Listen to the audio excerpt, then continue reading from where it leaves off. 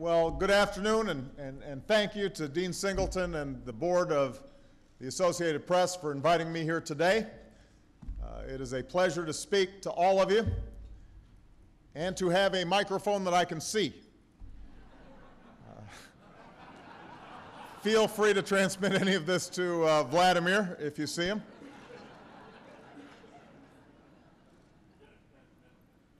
Now, clearly, we're already in the beginning months of another long, lively election year.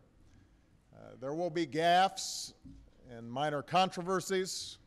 There will be hot mics and etch-a-sketch moments. You will cover every word that we say, and we will complain vociferously about the unflattering words that you write. Unless, of course, you're writing about the other guy, in which case, good job.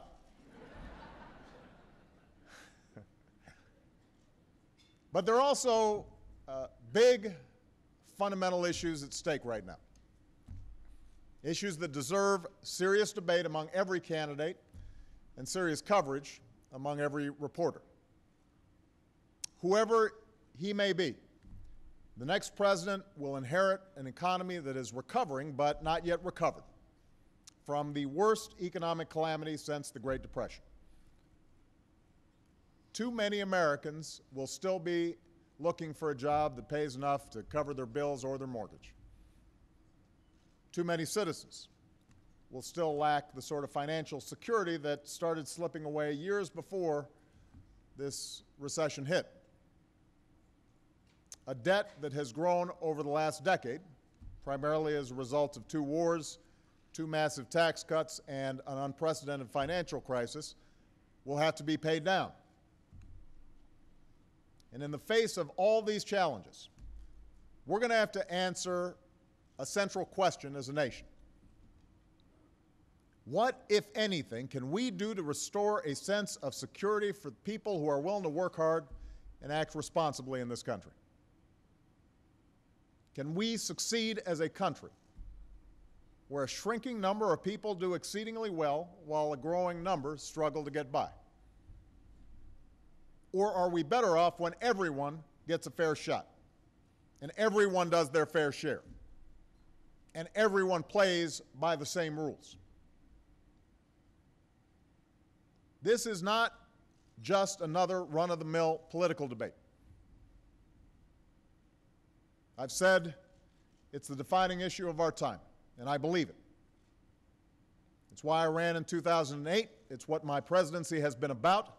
It's why I'm running again. I believe this is a make-or-break moment for the middle class, and I can't remember a time when the choice between competing visions of our future has been so unambiguously clear.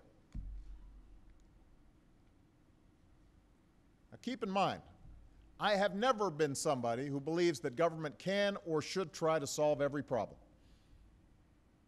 Some of you know my first job in Chicago was working with a group of Catholic churches that often did more good for the people in their communities than any government program could. In those same communities, I saw that no education policy, however well crafted, can take the place of a parent's love and attention. As president, I've eliminated dozens of programs that weren't working and announced over 500 regulatory reforms that will save businesses and taxpayers billions, and put annual domestic spending on a path to become the smallest share of the economy since Dwight Eisenhower held this office, since before I was born. I know that the true engine of job creation in this country is the private sector, not Washington, which is why I've cut taxes for small business owners 17 times over the last 3 years. So I believe deeply that the free market is the greatest force for economic progress in human history.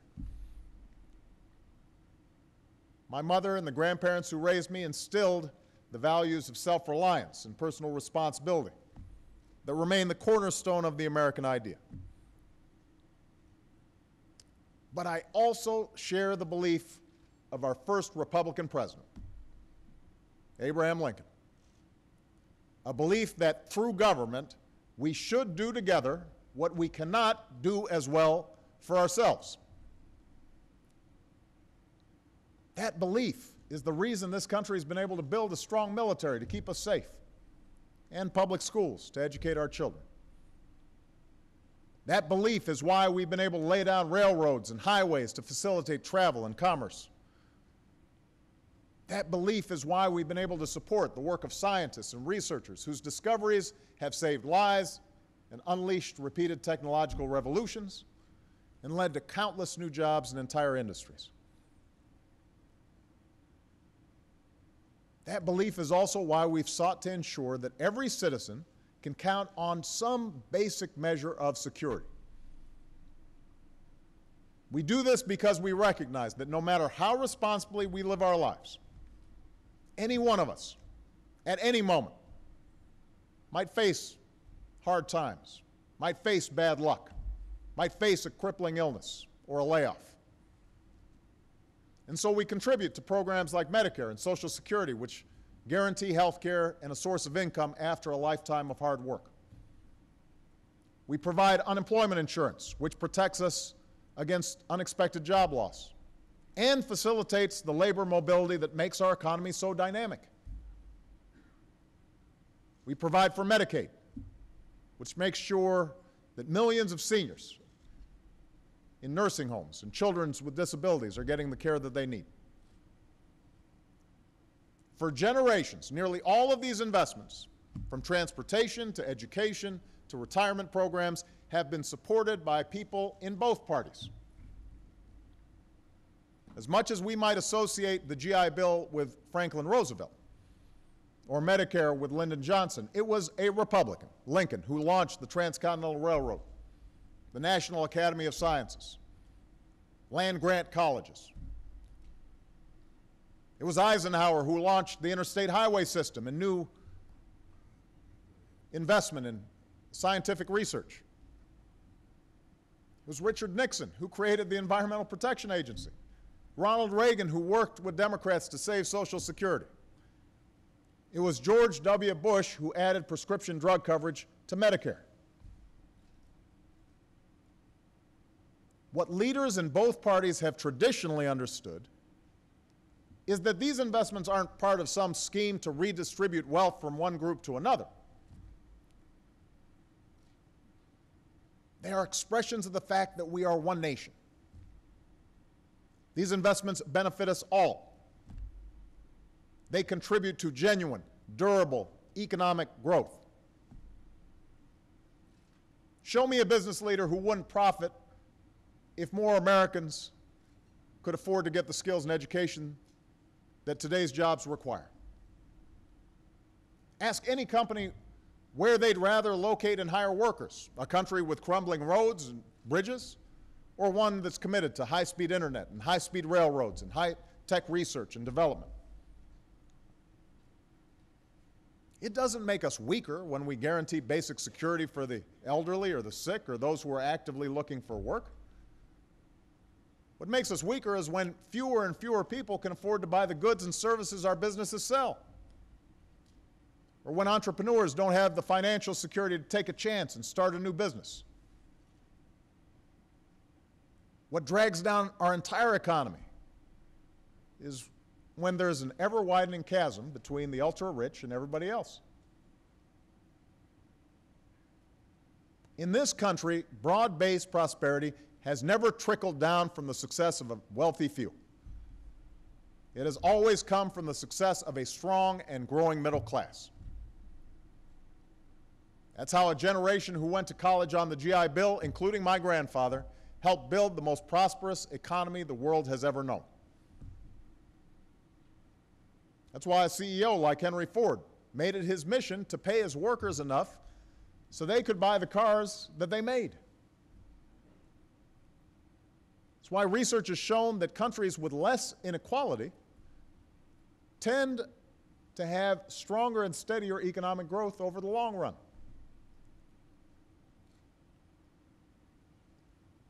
And yet, for much of the last century, we have been having the same argument with folks who keep peddling some version of trickle-down economics. They keep telling us that if we convert more of our investments in education and research and healthcare into tax cuts, especially for the wealthy, our economy will grow stronger. They keep telling us that if we just strip away more regulations and let businesses pollute more and treat workers and consumers with impunity, that somehow we'd all be better off. We're told that when the wealthy become even wealthier and corporations are allowed to maximize their profits by whatever means necessary, it's good for America, and that their success will automatically translate into more jobs and prosperity for everybody else. That's the theory. Now, the problem for advocates of this theory is that we've tried their approach on a massive scale. The results of their experiment are there for all to see. At the beginning of the last decade, the wealthiest Americans received a huge tax cut in 2001 and another huge tax cut in 2003. We were promised that these tax cuts would lead to faster job growth. They did not. The wealthy got wealthier. We would expect that. The income of the top 1% has grown by more than 275% over the last few decades, to an average of $1.3 million a year. But prosperity sure didn't trickle down.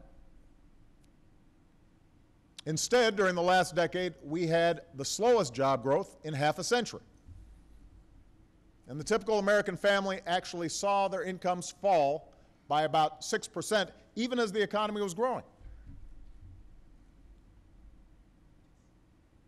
It was a period when insurance companies and mortgage lenders and financial institutions didn't have to abide by strong enough regulations, or they found their ways around them. And what was the result? Profits for many of these companies soared, but so did people's health insurance premiums. Patients were routinely denied care, often when they needed it most. Families were enticed and sometimes just plain tricked into buying homes they couldn't afford. Huge, reckless bets were made with other people's money on the line, and our entire financial system was nearly destroyed.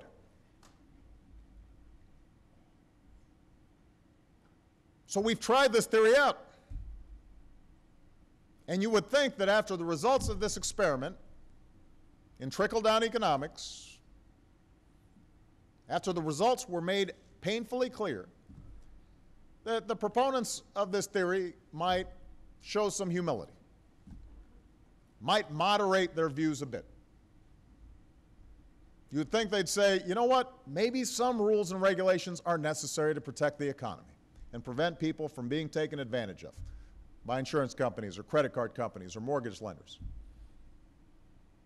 Maybe, just maybe, at a time of growing debt and widening inequality, we should hold off on giving the wealthiest Americans another round of big tax cuts. Maybe when we know that most of today's middle-class jobs require more than a high school degree, we shouldn't gut education or lay off thousands of teachers or raise interest rates on college loans or take away people's financial aid.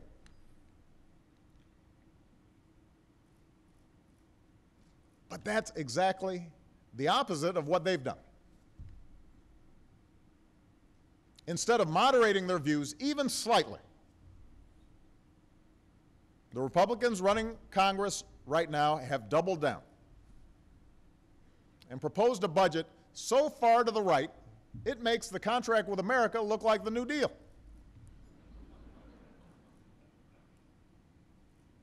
In fact, that renowned liberal Newt Gingrich first called the original version of the budget radical and said it would contribute to right-wing social engineering. This is coming from Newt Gingrich.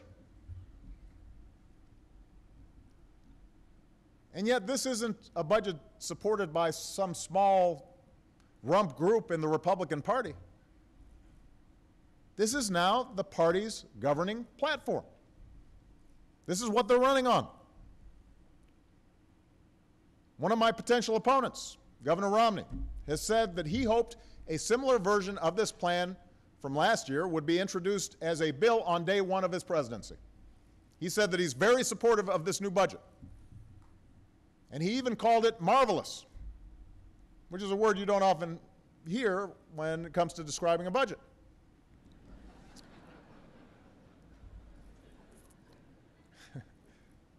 It's a word you don't often hear generally.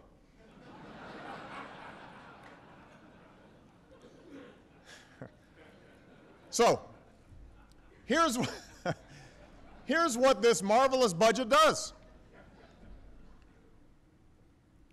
Back in the summer, I came to an agreement with Republicans in Congress to cut roughly $1 trillion in annual spending. Some of these cuts were about getting rid of waste. Others were about programs that we support but we just can't afford given our deficits and our debt. And part of the agreement was a guarantee of another trillion in savings for a total of about $2 trillion in deficit reduction. This new House Republican budget, however, breaks our bipartisan agreement and proposes massive new cuts in annual domestic spending.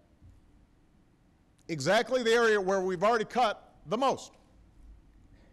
And I want to actually go through what it would mean for our country if these cuts were to be spread out evenly. So bear with me. I want to go through this because I don't think people fully appreciate the nature of this budget. The year after next, nearly 10 million college students would see their financial aid cut by an average of more than $1,000 each.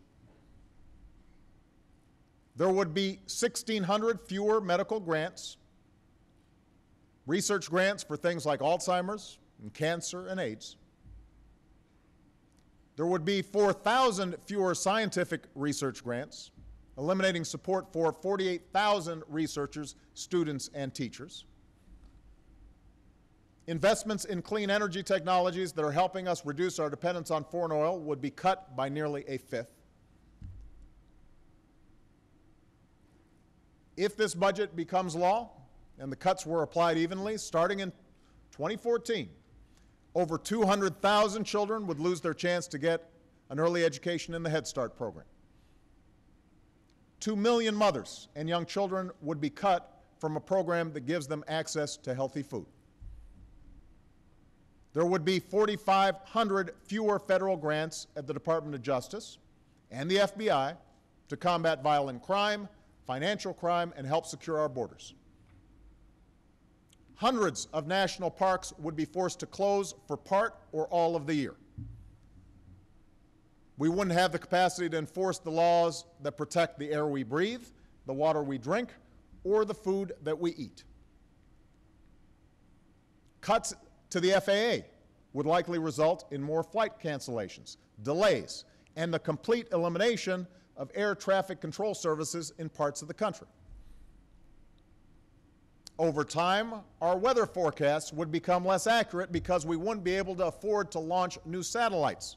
And that means governors and mayors would have to wait longer to order evacuations in the event of a hurricane. That's just a partial sampling of the consequences of this budget. Now, you can anticipate, Republicans may say, well, we'll avoid some of these cuts, since they don't specify exactly the cuts that they would make. But they can only avoid some of these cuts if they cut even deeper in other areas. This is math.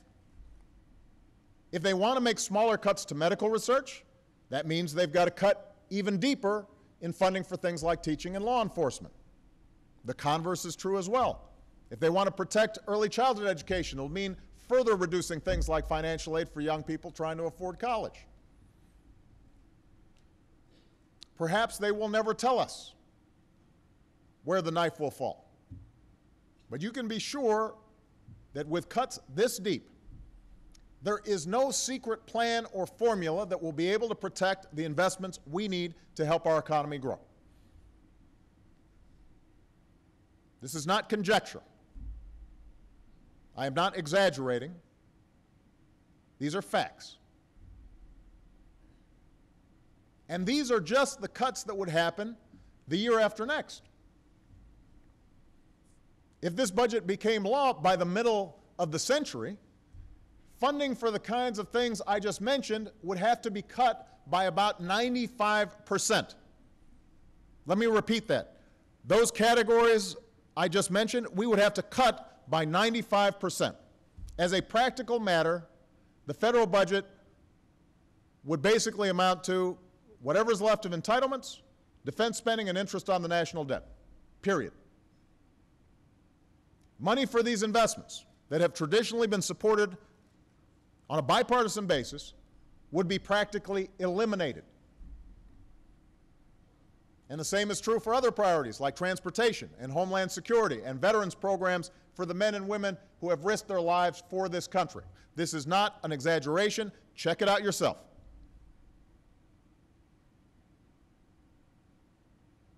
And this is to say nothing about what the budget does to health care. We're told that Medicaid would simply be handed over to the states. That's the pitch. Let's get it out of the central bureaucracy. The states can experiment. They'll be able to run the programs a lot better. But here's the deal the states would be getting. They would have to be running these programs in the face of the largest cut to Medicaid that has ever been proposed. A cut that, according to one nonpartisan group, would take away health care for about 19 million Americans. 19 million. Who are these Americans? Many are someone's grandparents who, without Medicaid, won't be able to afford nursing home care without Medicaid. Many are poor children. Some are middle-class families who have children with autism or Down syndrome. Some are kids with disabilities so severe that they require 24-hour care. These are the people who count on Medicaid.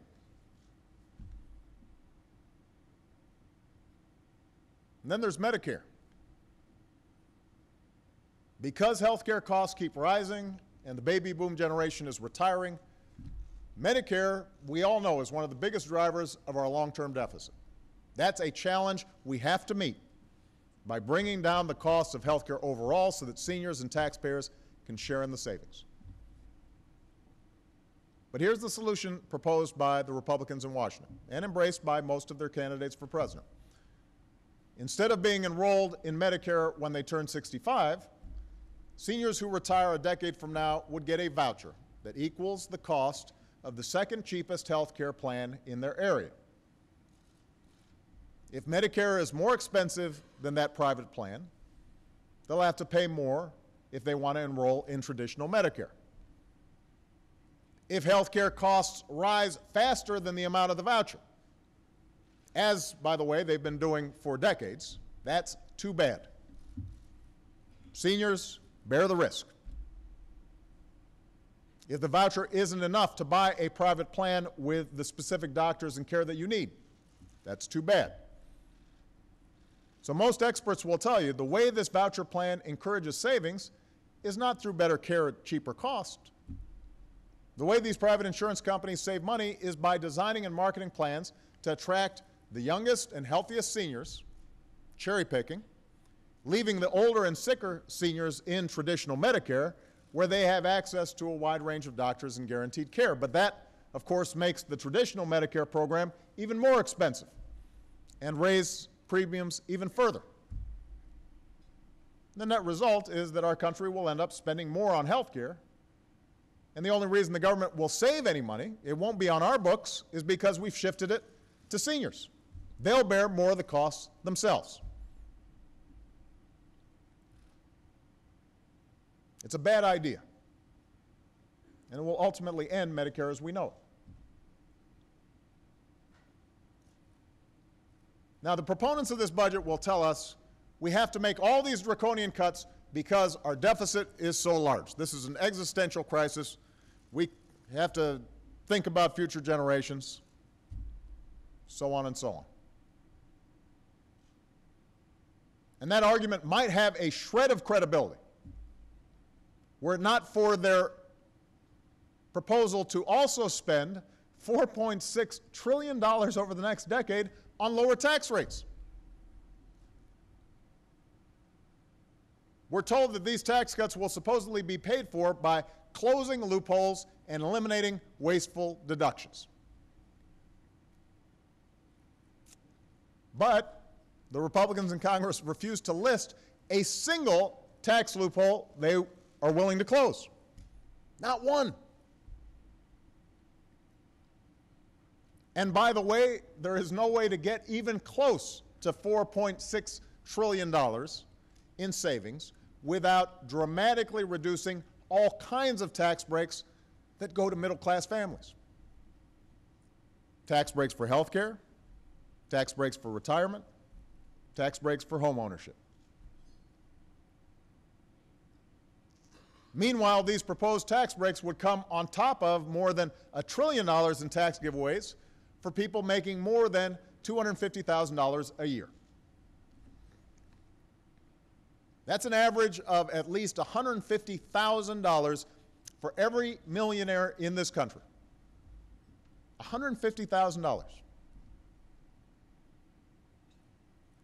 Let's just step back for a second and look at what $150,000 pays for. A year's worth of prescription drug coverage for a senior citizen, plus a new school computer lab, plus a year of medical care for a returning veteran, plus a medical research grant for a chronic disease, plus a year's salary for a firefighter or police officer, plus a tax credit to make a year of college more affordable, plus a year's worth of financial aid. $150,000 could pay for all these things combined. Investments in education and research that are essential to economic growth that benefits all of us. For $150,000, that would be going to each millionaire and billionaire in this country. This budget says we'd be better off as a country if that's how we spend it. This is supposed to be about paying down our deficit? It's laughable. The bipartisan Simpson-Bowles Commission that I created, which the Republicans originally were for until I was for it, that was about paying down the deficit. And I didn't agree with all the details.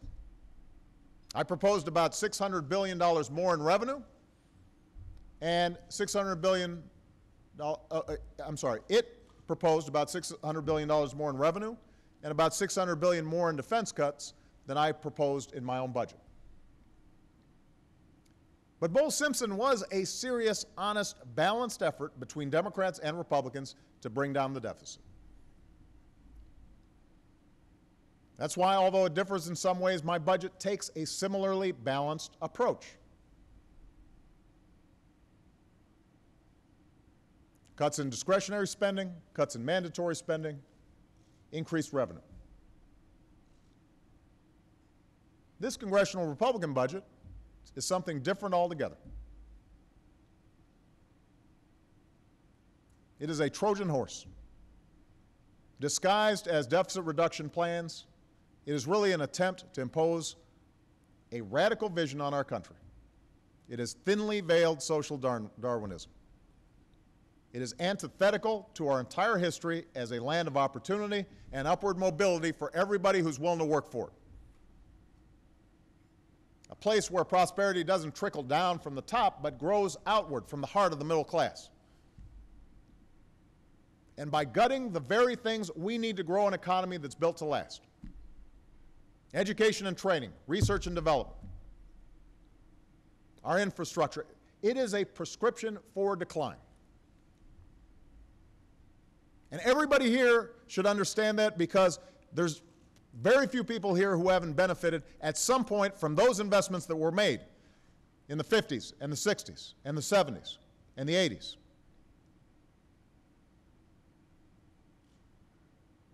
That's part of how we got ahead. And now we're going to be pulling up those ladders up for the next generation. So in the months ahead, I will be fighting as hard as I know how for this truer vision of what the United States of America is all about. Absolutely, we have to get serious about the deficit.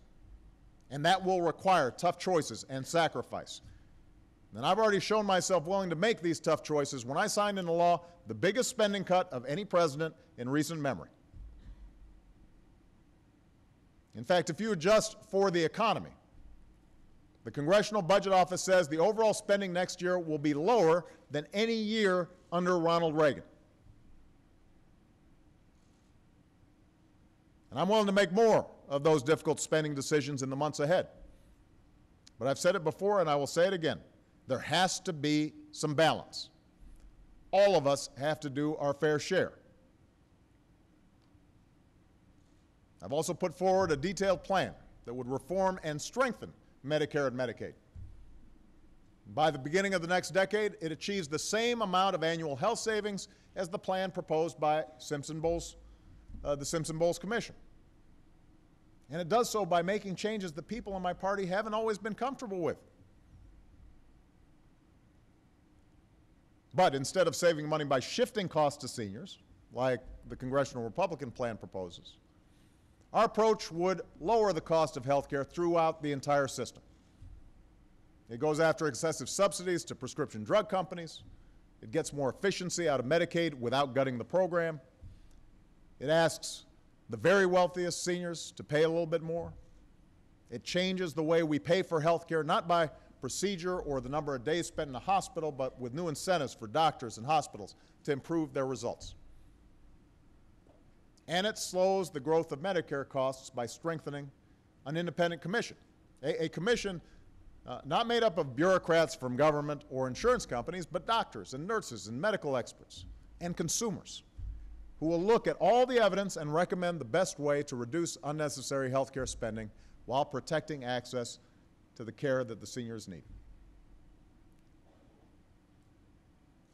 We also have a much different approach when it comes to taxes. An approach that says if we're serious about paying down our debt, we can't afford to spend trillions more on tax cuts for folks like me, for wealthy Americans who don't need them and weren't even asking for them, and that the country cannot afford. At a time when the share of national income flowing to the top 1% of people in this country has climbed to levels last seen in the 1920s, those same folks are paying taxes at one of the lowest rates in 50 years. As both I and Warren Buffett have pointed out many times now, he's paying a lower tax rate than his secretary. That is not fair, it is not right, and the choice is really very simple. If you want to keep these tax rates and deductions in place, or give even more tax breaks to the wealthy, as the Republicans in Congress propose, then one of two things happen. Either it means higher deficits, or it means more sacrifice from the middle class. Seniors will have to pay more for Medicare, college students will lose some of their financial aid, working families who are scraping by will have to do more because the richest Americans are doing less. I repeat what I've said before, that is not class warfare, that is not class envy, that is math.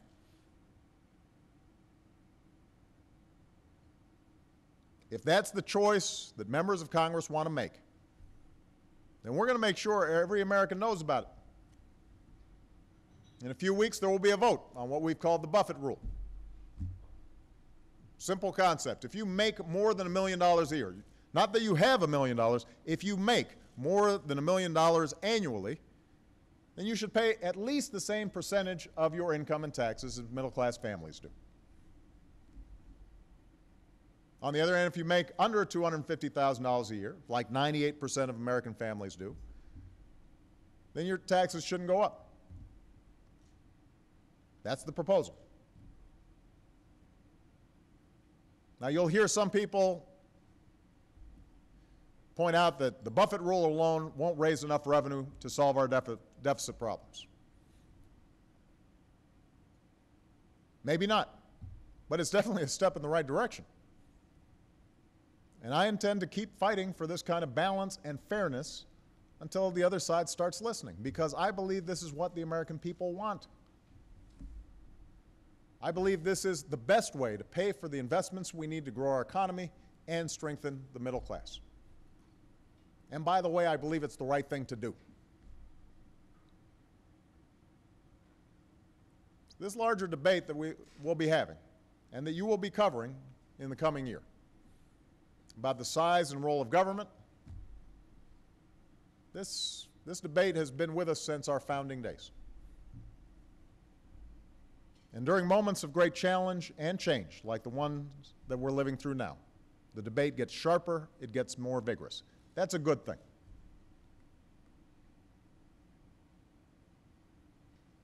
As a country that prizes both our individual freedom and our obligations to one another, this is one of the most important debates that we can have. But no matter what we argue or where we stand, we have always held certain beliefs as Americans. We believe that in order to preserve our own freedoms and pursue our own happiness, we can't just think about ourselves. We have to think about the country that made those liberties possible. We have to think about our fellow citizens with whom we share a community. We have to think about what's required to preserve the American dream for future generations.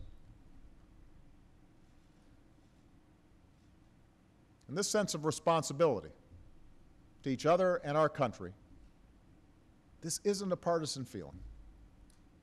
This isn't a Democratic or a Republican idea. It's patriotism.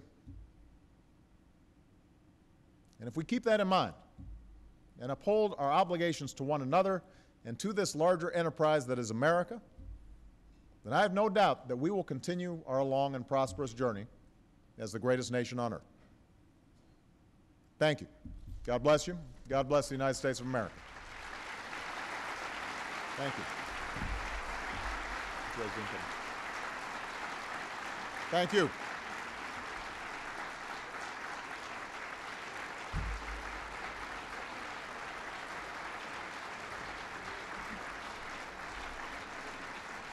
Thank you very much. Thank you.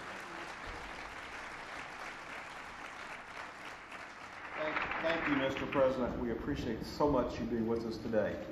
I have some questions from the audience, which I will ask, and I'll be more careful than I was last time we did this. Republicans have been sharply critical of your budget ideas as well. What can you say to the Americans who just want both sides to stop fighting and get some work done on their behalf? Well, I completely understand the American people's frustrations. Because the truth of this, that these are imminently solvable problems. I know that Christine Lagarde is here and, from the IMF, and she's looking at the books of a lot of other countries around the world.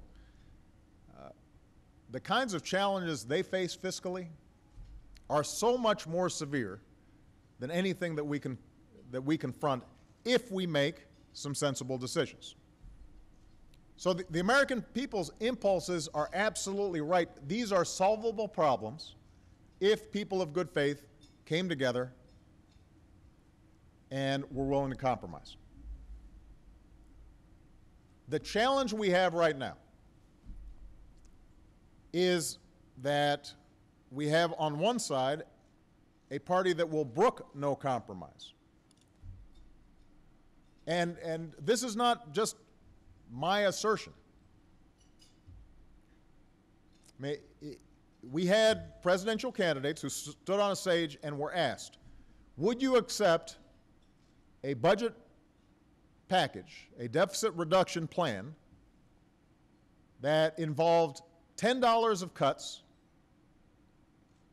for every dollar in revenue increases. 10-to-1 ratio of spending cuts to revenue. Not one of them raised their hand. Think about that. Ronald Reagan, who, as I recall, is not accused of being a tax and spend socialist, understood repeatedly that when the deficit started to get out of control, that for him to make a deal, he would have to propose both spending cuts and tax increases. Did it multiple times.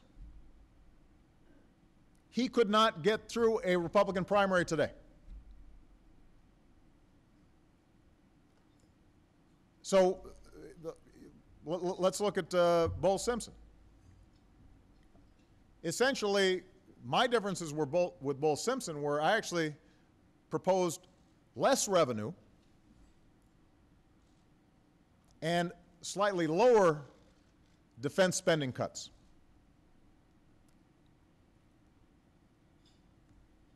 The Republicans want to increase defense spending and take in no revenue,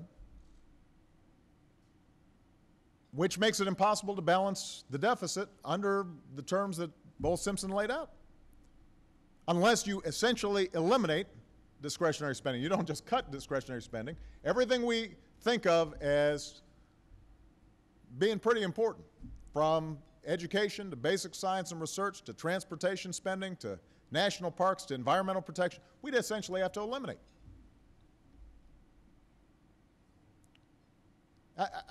I guess another way of thinking about this is, and this bears on your reporting, I think that there is oftentimes the impulse to suggest that if the two parties are disagreeing, then they're equally at fault and the truth lies somewhere in the middle. And an equivalence is presented, which reinforces, I think, people's cynicism about Washington generally. This is not one of those situations where there's an equivalence. I've got some of the most liberal Democrats in Congress who were prepared to make significant changes to entitlements that go against their political interests, and who said they were willing to do it. And we couldn't get a Republican to stand up and say, we'll raise some revenue, or even to suggest that we won't give more tax cuts to people who don't need them.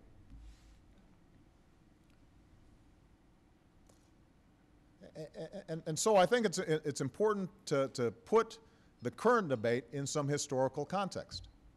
It's not just true, by the way, of the budget.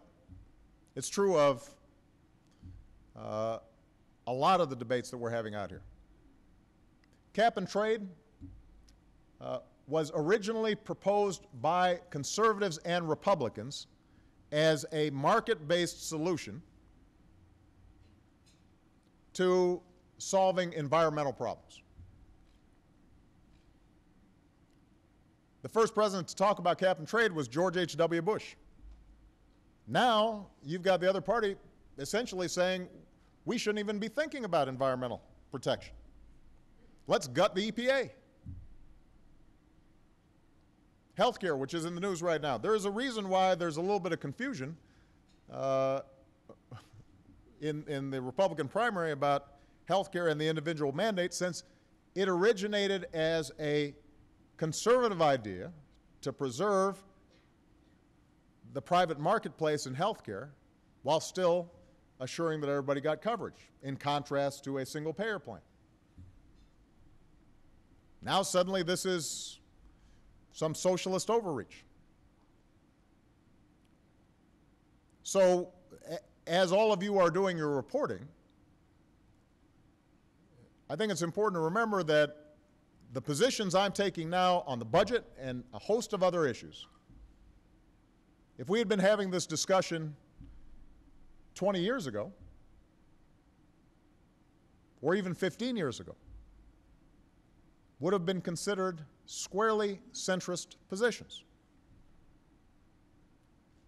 What's changed is the center of the Republican Party. And that's certainly true with the budget. Mr. President, the managing director of the IMF did speak to us earlier today, and she made an impassioned plea for a continuation of the United States leadership in global economic issues and underscored the need for a lower deficit and lower debt. How can we respond to that plea? Well, look, she's absolutely right.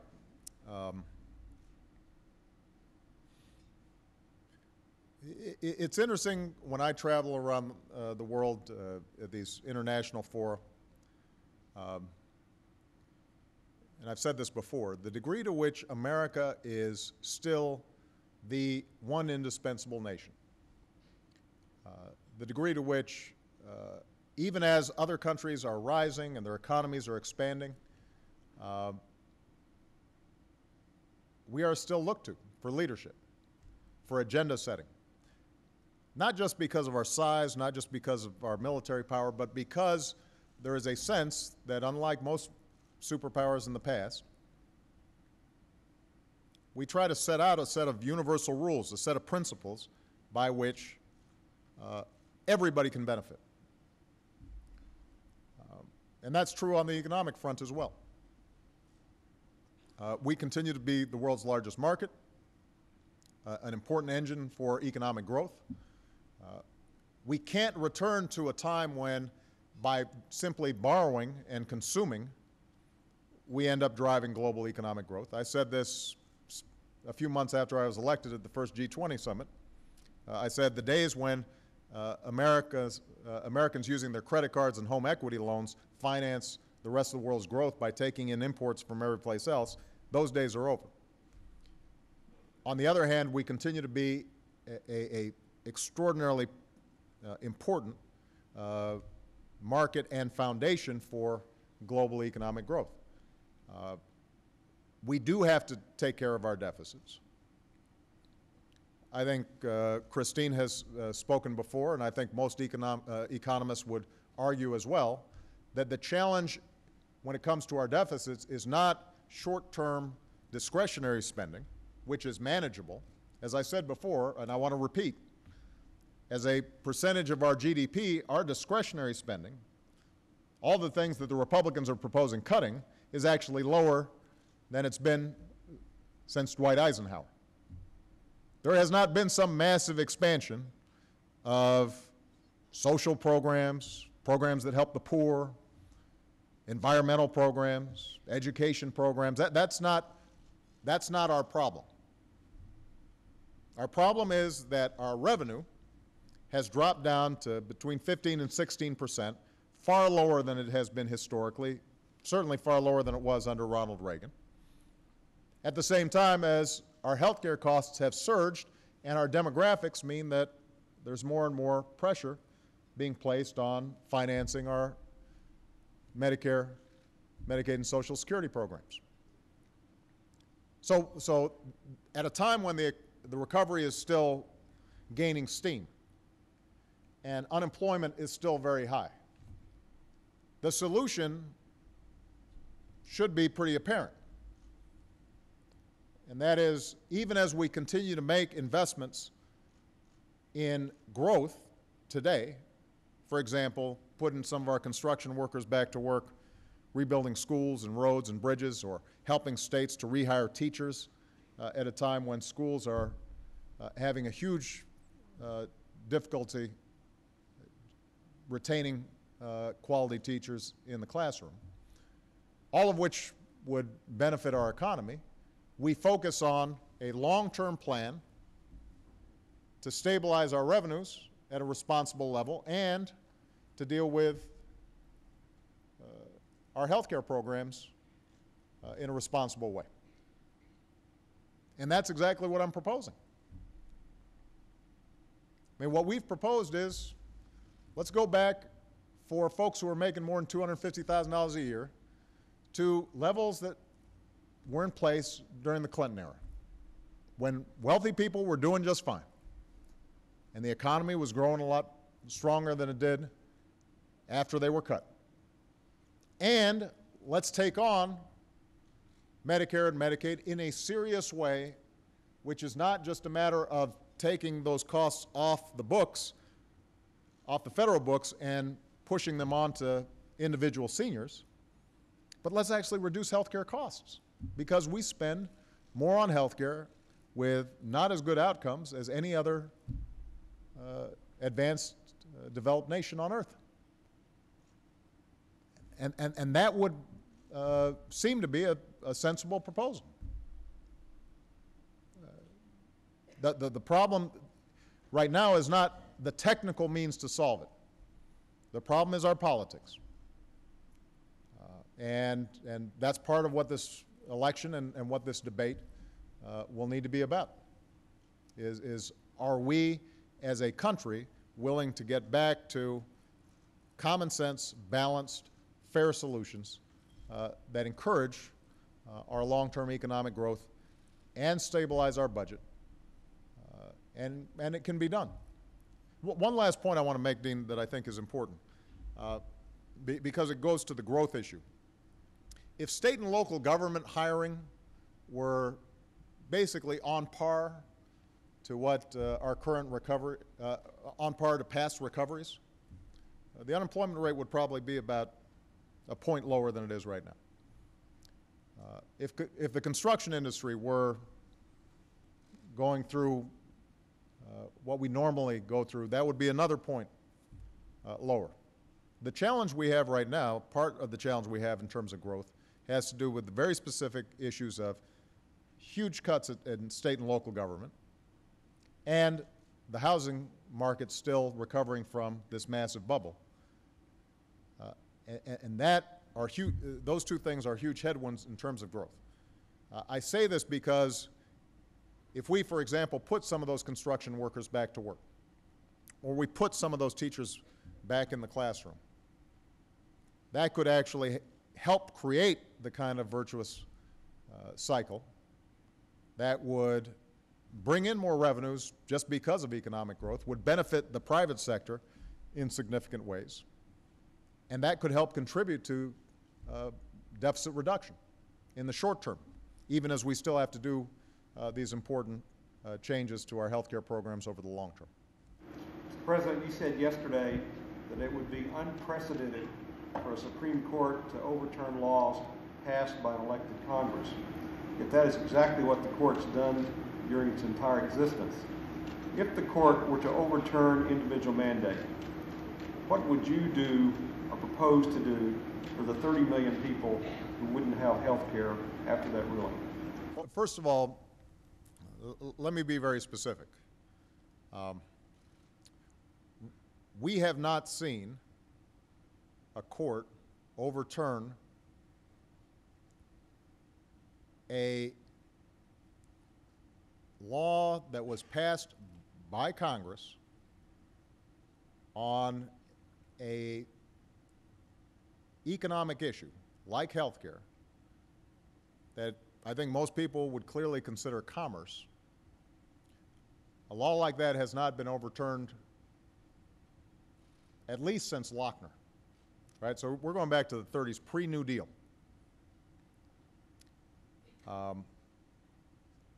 And the point I was making is that the Supreme Court is the final say on our Constitution and our laws, and all of us have to respect it. But it's precisely because of that extraordinary power that the court has traditionally exercised significant restraint and deference to our duly elected legislature, our Congress. And so the burden is on those who would overturn a law like this. Now, as I said, I expect the Supreme Court actually to uh, to recognize that and to abide by well-established precedents out there. I have enormous confidence that in looking at this law, not only is it constitutional, but that the court is going to exercise its jurisprudence carefully because of the profound power that our Supreme Court has. As a consequence, we're not spending a whole bunch of time planning for contingencies. What I did emphasize yesterday is there is a human element to this that everybody has to remember. This is not an abstract exercise. I get letters every day from people who are affected by the health care law right now, even though it's not fully implemented. Young people who are 24, 25 who say, you know what, I just got diagnosed with a tumor. First of all, I would have not gone to get a checkup if I hadn't had health insurance. Second of all, I wouldn't have been able to afford to get it treated had I not been on my parents' plan. Thank you, and thank Congress for getting this done. I get letters from folks who have just lost their job, their COBRA is running out, they're in the middle of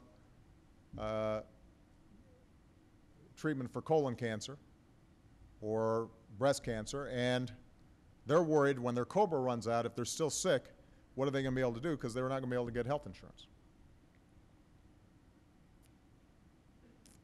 And the point I think that was made very ably before the Supreme Court, but I think most healthcare economists who have looked at this have acknowledged, is there are basically two ways to cover people with pre-existing conditions or assure that people can always get coverage even when they have bad illnesses. One way is a single payer plan. Everybody is under a single system like Medicare.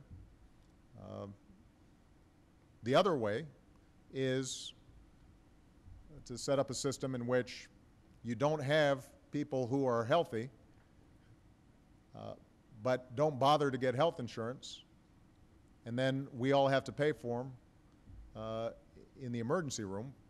That doesn't work, and so as a consequence, we got to make sure that those folks are taking their responsibility seriously, which is what the individual mandate does. So I don't anticipate the court striking this down. I think they take their responsibilities very seriously. But I think what's more important is for all of us, Democrats and Republicans, to recognize that in a country like ours, the wealthiest, most powerful country on earth, we shouldn't have a system in which millions of people are at risk of bankruptcy because they get sick, or end up waiting until they do get sick and then go to the emergency room, which involves all of us paying for it. Mr. President, you've been very, very generous with your time, and we appreciate very much you being here. Thank you so much, everybody. Thank you.